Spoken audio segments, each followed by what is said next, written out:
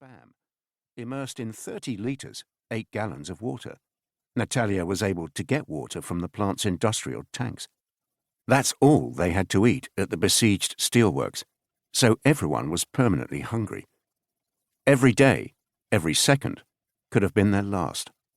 The people who got out of there alive had various culinary requests. Some of them wanted pizza, while others longed for sushi or a juicy steak. The first thing Natalia ate was a slice of bread and butter. Just like the women who survived the Great Famine, who still think of a plain piece of bread as the greatest treat they can imagine. So, people's tastes don't change when they've been to hell and back. Nor does politics change in Russia, the country that has built its power with a knife and fork, and famine. As I write this, Putin is trying to pressure other countries into giving him a free hand in the war against Ukraine by threatening to prevent ships carrying Ukrainian grain from leaving their ports. If the ships don't sail, many countries in Africa and the Middle East will risk experiencing famine.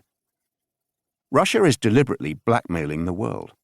Either you meet us halfway, or more people will die of hunger, not just in Ukraine, but also the world over. This book explains why it's in Russia, of all places, that a regime could come up with such a diabolical idea. But there is a glimmer of hope.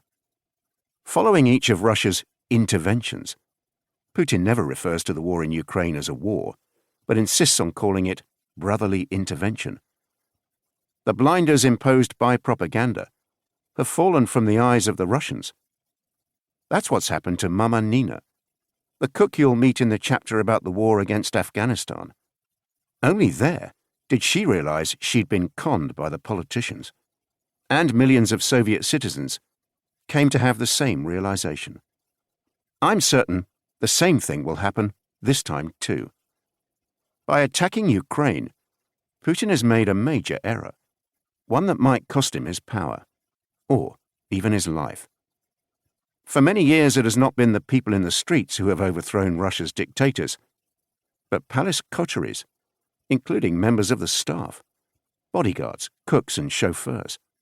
Perhaps there's already a cook at the Kremlin who's going to add a few drops of poison to Putin's soup, whether it's borscht, shchi, or uka. I hope one day I'll have the chance to ask them what kind of soup it was.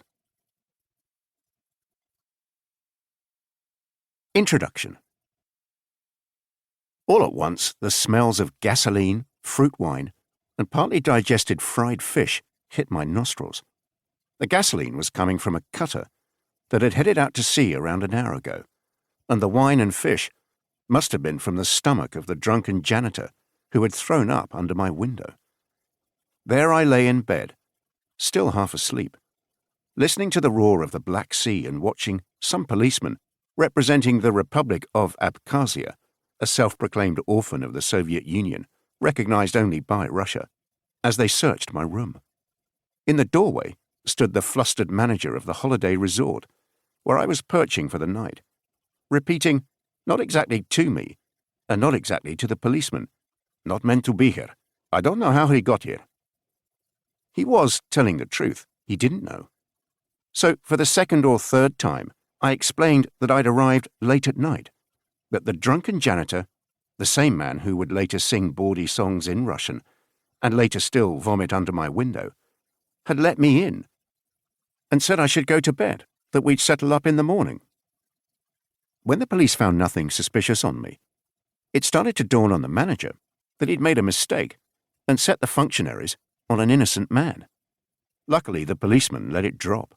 They made some jokes, took a few Russian rubles off me for a cup of tea, and were gone. I was left with the manager, who was feeling pretty stupid. He made a coffee in a small pot, first for me and then for himself, and we drank it in silence, while he wondered whether to try to placate me. He decided to give it a try and offered me a glass of chacha, a very strong spirit made of grapes, to go with my coffee. I refused it because it was 7 in the morning. Then, out of the blue, he asked if I knew where we were.